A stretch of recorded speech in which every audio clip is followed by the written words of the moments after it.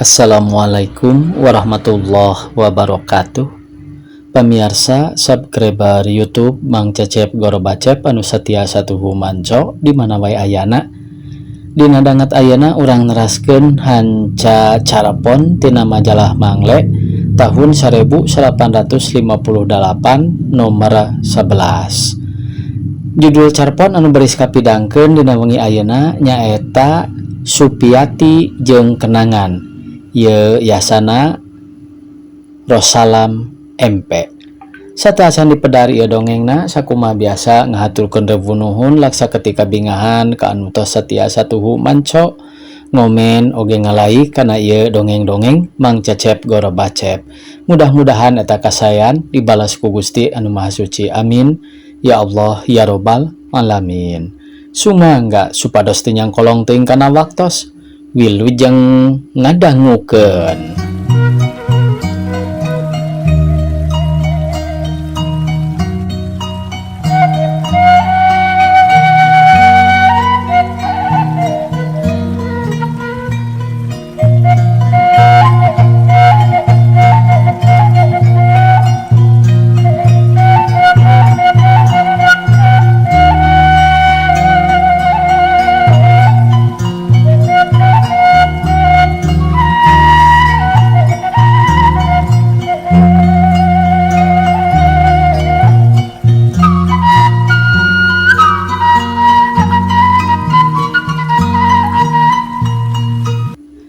Jalan anu tarig ku batu geus 1 kilometer kaliwatan ku kuring 3 kilometer deui kuring kudu lempang sangkan bisa tepi ka imah. Jauh keneh tapi senajan kitu kuring teu aral moal ngarasahan jakal sapeda kuring luut leet kesang. Geus biasa keur kuring mah kieu teh ampir unggal bulan kenca katuhun jalan di kebonan jagong jeung suuk anu geus meujeuhna di ala. Jagong di kebon kuring oge meureun geus karolot seperti di dieu. Kawasna kuring kapihlaan ngagorogot ku adik kuring. Tapi teu nanaon da kuring oge bakal kabagean ceuk na jero hate. Salengkah suku kuring maju tepi hate inget wae kamojang anu tadi bareng saoplet di Bandung. Jeung kulantaran inget kamojang eta, kuring jadi inget deui kamojang urut kabogoh kuring bareto. Memang kenangan anu geus poho bisa kahudang deui lamun aya hal-hal nu rek sarupa jeung kenangan tea. Ieu oge nya kitu di mojang tadi aya hal-hal anu sarupa jeung mojang urut kabogoh kuring bareto. Rupa beungeutna jeung awakna rek sarua pisan jeung naha deui mojang tadi teh bet ngabogaan anu sarua pisan jeung manehna urut kabogoh kuring tea. Moal kitu tuturut munding mah atawa memang unggal awewe anu ngaranna Supiati ngabogaan rupa kitu. Tapi mustahil. Ieu mah ngan ukur kabeneran wungkul dunya pinuh ku kaanehan. Kuring yakin Supiati ieu moal ngabogaan riwayat hirup anu sarua jeung Supiati urut kabogoh kuring bareto. Da dilahirkeunana oge henteu babarengan jeung lain keur manehanana wungkul ngabogaan riwayat anu henteu sarua teh, tapi keur unggal manusa. Sanajan diantarana aya hal-hal anu sarua jalan geus meh tengahna kaliwatan ku kuring. Suku masih tetap maju salengkah senajan bari rada lungse baju geus mimiti baseuh ku kesang. Tapi Supiati urut kabogoh kuring masih terus kumalangkang jeung ngalalakon dina pikiran kuring. Kuring inget deui basa kuring mimiti wawuh jeung manehna. Harita teh manehna kadupak beca sapedahna ruksak nepi ka kudu diomehan di bengkel kulantaran manehna henteu mawa duit. Bisa jadi henteu bogaheun kapaksa kuring mang mayarkeun. Sanajan kudu kaluar duit kuring teu kaduhung malah ngarasa bunga lantaran kuring bisa wawuh jeung manehna anu ngabogaan rupa manis. Oge ngaranna Manis Supiati. Ti mimiti harita kuring remen datang ka manehna kulantaran campul gaul kuring jadi nyaho kana hal anu aya di manehna. Aya hiji pangaresep anu sarua antara kuring jeung manehna nepi ka kuring lila-lila mah jadi cinta ka manehna kitu deui manehna ka kuring. Memang hiji pangaresep anu sarua bisa nimbulkeun cinta jeung sanggeus cinta bisa cilaka. Kuring resep kana sastra manehna oge resepen malah leuwih ti kuring, tapi cantang tuh Supiati anu tadi bareng jeung Oplet barang saoplet resepen kana seni sastra. Sanajan ngabogaan rupa jeung ngaran anu sarua, manehna Supiati Bareto remen nyieunnan sajak jeung sakabeh sajak dibaktikeun ka kuring henteu kasasaha. Kuring oge nya kitu deui. Hiji hal dina sajakna anu matak jadi pikiran kuring nyaeta soal eusina.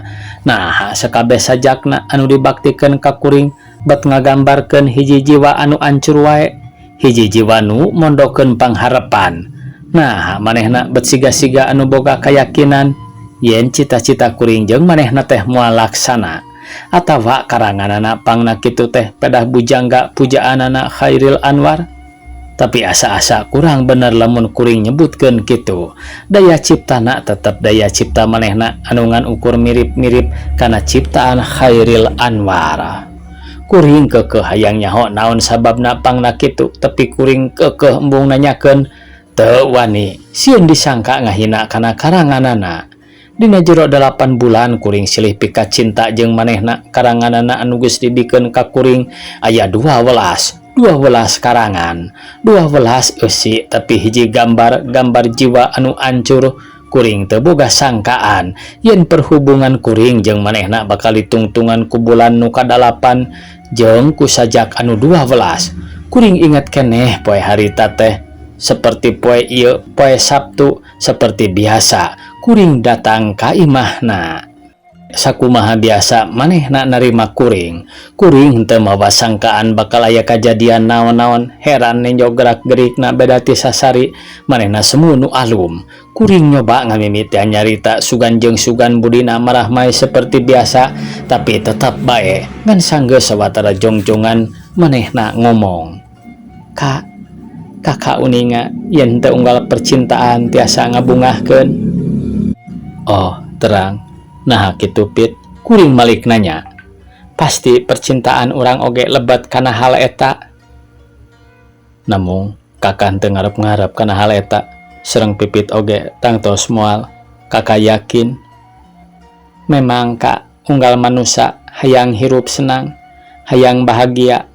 Abdi oge nya kitu, abdi hoyong hirup bahagia, abdi hoyong cita-cita urang pikeun ngabangun rumah tangga tiasa kalaksanakeun. Namung tetap moal tiasa. Manehna ngomongna dumareda bari tungkul. Kitu. Kuring nanya rada heran. Manehna henteu buru-buru ngajawab, tungkul wae. Ku kuring beungeutna ditetep. Kaciri dina juru panonna aya cai merebay. Nah, Pipit ngenge kagungan manah kitu. Nah, Pit nganggo nangis. Kuring nanya maksakeun maneh. Hate kuring milu ngangres ninjok kaayaan manehna kitu teh. Kak, waktos dinten Kemis abdi karanca badak di rongsen. Geuning abdi teh Kak ngagaduhan panyakit TBC. Manehna cerik beuki lila beuki tarik jeung titik-titik. Engkang sumping. Adik kuring ngagorobok, kuring ngaranjug tuluy ngusap banget. Geuning geus nepi ka lembur. Tamat cenah pamirsa carpon anu judulna Supiati jeung Kenangan. Ya di handapna aya catetan pamirsa. Tutugan Gunung Tampomas, Maret tahun 1858. Sakitu anu tiasa kapihatur. Wassalamualaikum warahmatullahi wabarakatuh.